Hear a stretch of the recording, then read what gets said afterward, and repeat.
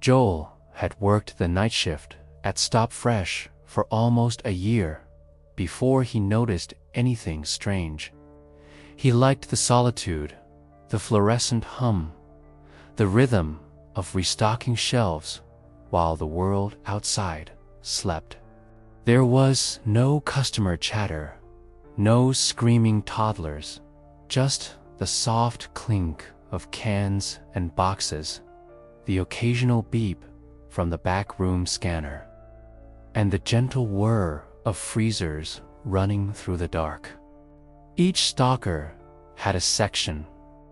Joel had aisles 5 through 8, dry goods, boxed meals, and one oddly long aisle lined with discount housewares. Aisle 8, no one else liked restocking it. They said it was weirdly quiet or smelled off. Joel didn't mind. But after a few months, he realized something was wrong. No matter how often he stocked aisle 8, the numbers never changed. Every night, he'd unload the same brands, the same quantities. Every morning, the inventory would show those same items missing, like they were being taken in bulk. But no overnight customers had been recorded on the security system. He asked his supervisor once. "Maybe there's an error in the system," he suggested. The supervisor had paused and said flatly, "Don't worry about aisle 8. Just do your count." That was enough to set off a flicker of doubt. Still, he did as told. Box after box. Each night, he pushed the wheeled cart down that unnaturally long aisle, scanning barcodes and restocking shelves that seemed to swallow product faster than he could unpack it. Then came the Friday shipment. Joel was short-handed that night. Just him and one other employee. The manager had gone home early, as usual. Around 2:30 a.m., Joel rolled a fresh pallet toward aisle 8 and noticed something odd. The lighting above was dimmer than usual, as if a few bulbs had gone out. The floor looked freshly waxed, too, though no one had mopped. He wheeled the pallet in and began shelving boxed paper towels and $1.99 soap bars. When he realized the aisle stretched longer than before, much longer, he stood up, looked behind him. He could still see the entrance to the aisle, just barely. But ahead, the shelves extended far beyond their usual range. There should have been a fire exit at the end, followed by the back corner wall. Now, there was only more aisle. At first, he assumed he was just tired. Maybe his sense of scale was off. He stocked 5 more items, then 5 more. Still, the aisle continued. Eventually, the silence changed. The low ambient buzz of refrigeration faded behind him.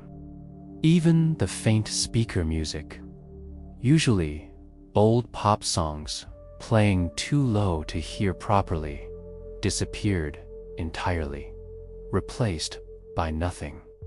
Real silence, thick, padded, like walking into a room full of soundproofing foam. He turned around. The cart was gone. So was the opening of the aisle. Just more shelves, more product. The air felt colder now, drier. He pulled out his phone to check the time, 3:13 a.m., and saw the signal was gone. no bars. Just a black X in the corner. He began walking back the way he thought he came. No luck. Every step forward took him deeper into what now resembled the aisle, but wasn't. The products changed. Labels were blank. Boxes unmarked. Some of the packages had printing in languages he didn't recognize. Others had no branding at all, just shapes. Triangle, circle, square, repeated over and over like warnings. He passed a section with cans, all identical, no labels, and saw a mirror bolted to the far right wall. At first, he was relieved, until he saw the reflection. In the mirror, the aisle was empty. No products, no lights, no him. Just a long hallway with a closed door at the end. He turned away. There was no door behind him. He kept walking, fast now, gripping the shelf edge to steady himself. The floor changed texture. Less polished concrete, more soft linoleum, sticky. He passed a section of toys. All old, all faded. Some were the exact models he'd had as a child. Same color, same scratches. He lifted one, a plastic police car, and underneath was a receipt. ITEM, vehicle, staff code, Joel, 8, status, returned. He dropped the toy. Ahead, a flickering light stuttered above a wide open area. Tables, plastic folding tables like those in event setups. On them were rows of clipboards, all of them labeled with names. He walked to the first one. J. Castillo, aisle 7 to 1217. A.M. Not exited, second clipboard. T. Harmon, aisle 9, 4:02 a.m. Not exited, third clipboard. J. Delgado, aisle 8 to 3:13 a.m. Pending. His name? He looked up. The aisle behind him was gone. Just shelves. A gentle whir of wheels echoed ahead. A shopping cart came rolling into view. No one pushed it. Inside were stacked uniforms, Stop Fresh uniforms, all folded, all used. On top, a single name tag, Joel. He turned to run. Any direction, but there were now aisles in every direction, endless, looping, like a maze that kept building itself behind him. And then, a voice, not spoken, announced over the speakers. Restock requested. Aisle 8. Employee, Joel, returned to task. He backed into the wall, heart racing. Another voice echoed. Softer, whispered. End of shift. Acknowledged. A door appeared. Plain steel, like the back exit to a warehouse. He reached for it, opened it, and found himself in the break room. Lights on, clock on the wall. 6:01 a.m. His manager sat at the table, sipping bad coffee. You finish aisle 8? She asked without looking up. He nodded slowly. You'll get used to it, she said. We all do. Joel quit that afternoon. But every now and then, he dreams of the aisle. Still walking, still restocking, still not exited.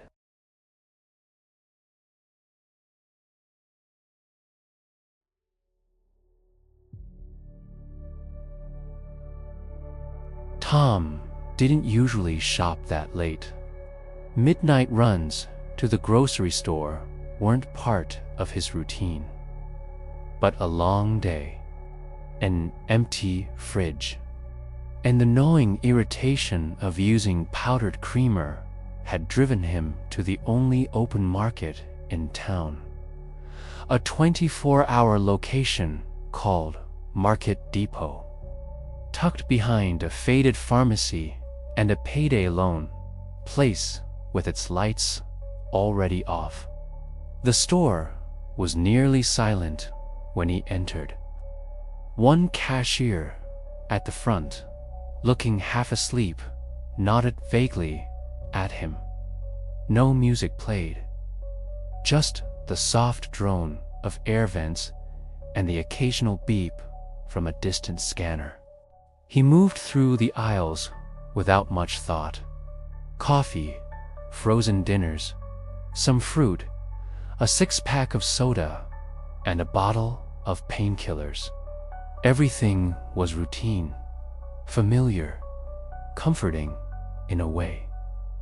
But the moment he reached the self-checkout, he noticed something strange.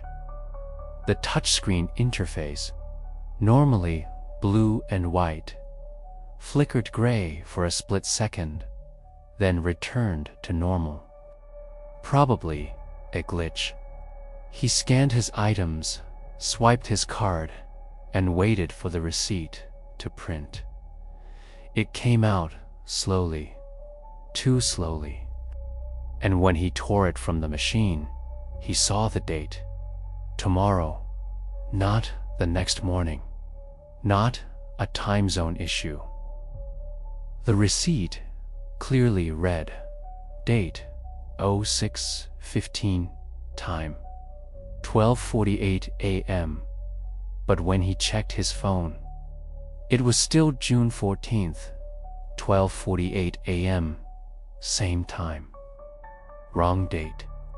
At first, he thought maybe the machine's internal clock was off. But when he looked at the receipt again, another detail stood out. The items were wrong. Not entirely. Some were correct. The coffee, the soda, the painkillers. But others weren't. Item, flowers, $6.99 item. Rope, $4.50. Item, gray sweatshirt, $12.99. He hadn't bought any of those things. He walked over to the cashier, receipt in hand. "Hey," he asked, "did the machine glitch? This isn't what I bought." The young man looked at the paper, then shrugged. Sometimes the system prints other receipts from earlier or later. I don't know, but it says tomorrow. The cashier blinked. Then, maybe, come back then. Tom frowned, folded the paper, and left. Outside, the parking lot was empty except for one white sedan and a row of dead shopping carts. The lights above buzzed faintly. He got in his car and drove home. The next morning, the receipt still bothered him. He unfolded it again and noticed something he hadn't before. At the bottom, past the item list, there was a line labeled, "Action, door opens, flowers dropped, driver flees." What? It looked like a note. Not part of the purchase, just an event. He stared at it for several minutes. That afternoon, on his way to work, Tom stopped at a red light. A van pulled up beside him. The back door opened slightly, and a bouquet of flowers tumbled out, hitting the pavement. A woman's voice from the passenger seat shouted something he couldn't hear. Then the van sped off through the red light and disappeared down a side street. He drove the rest of the way, gripping the wheel like it might fall apart. That night, he returned to the same store. It wasn't curiosity. Not really. It was a feeling. Pull. The same cashier wasn't there. A different woman stood at the register, humming quietly to herself. He walked the same path.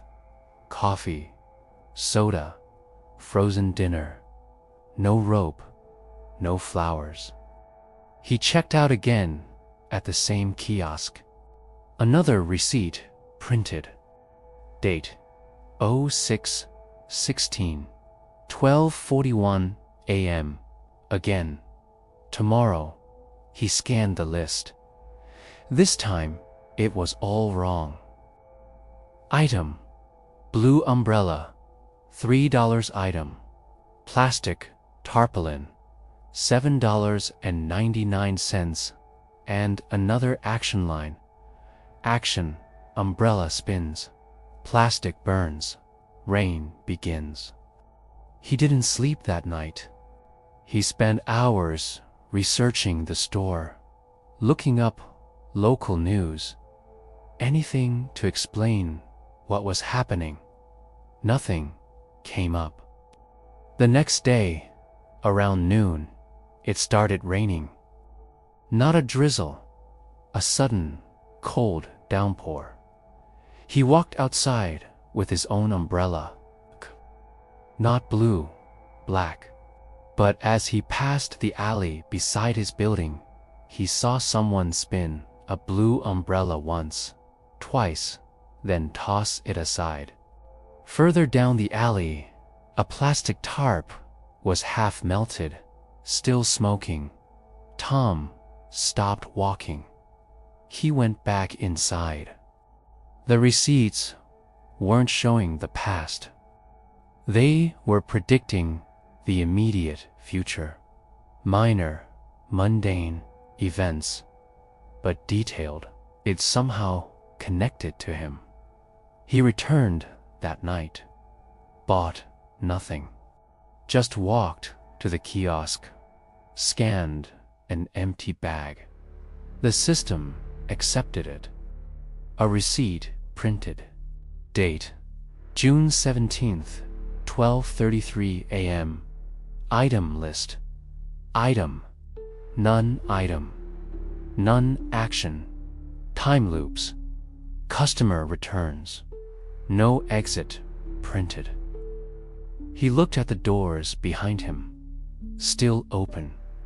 Still showing the parking lot.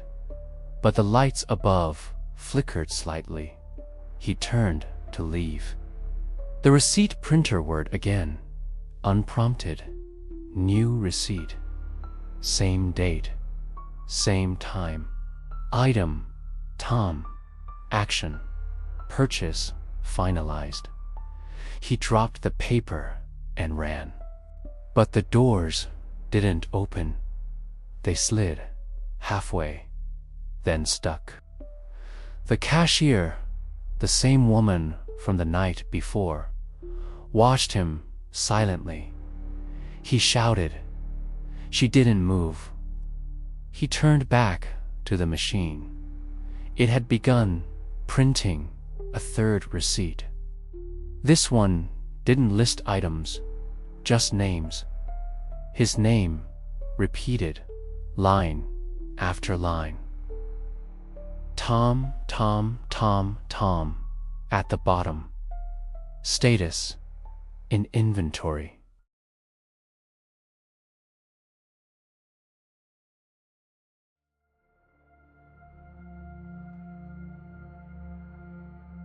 Carlos had worked at Quick Mart straight out of high school. It wasn't glamorous, but it was simple. Scan, bag, smile, repeat. After 4 years away, drifting through bad jobs and worse apartments, he came back to town and found the store still there. Same yellow signs, same flickering exterior light, same carpet, even stained with whatever time couldn't wash away. Overnight shift, quiet, familiar. The manager was new, a stiff guy named Rankin who barely spoke above a mumble. On Carlos' first night, he handed over the name badge and key card with a single warning. "Don't use lane 3. Carlos blinked. "Why not? It's not assigned." "System error. Just leave it alone." That was it. No context. No reason. Carlos figured lane 3 had broken down and never been fixed. But when he passed it on his way to lane 1, he noticed something strange. The light was still on. Every register had a soft green light above the screen when idle, except lane 3. Its light was red. Always red. Not blinking. Just waiting. He ignored it for a few nights. Scanned cans, bagged cereal, watched 2 or 3 late-night customers stumble in, half drunk or fully tired. Sometimes the system would hiccup, requiring a manual override. Sometimes the card reader buzzed angrily for no reason. But every time he glanced toward lane 3, it felt like it was watching. The cameras didn't point at it, and yet he always felt seen. On his 5th shift, Carlos arrived early. No one else was in the store yet. As he walked through the darkened checkout area, he noticed the screen at lane 3 was on, fully on. Blue background, ready for next customer. He walked closer. The drawer was open, empty. Just a receipt lying inside, already printed. He picked it up. It wasn't a sale. It was a schedule. Lane 3, shift assigned. C. Ramirez, 12 a.m. to 5 a.m. He blinked. He hadn't been scheduled there. The register beeped once, loudly, and then shut off. Later that night, Rankin reviewed the time clock and said, "You clocked in through lane 3. "No," Carlos replied. "I didn't log in yet." Rankin stared. Carlos had no answer. They both walked to lane 3. The register was off. No drawer open. No sign of use. But when Rankin opened the system logs, there were 3 transactions. Same timestamp. Same total.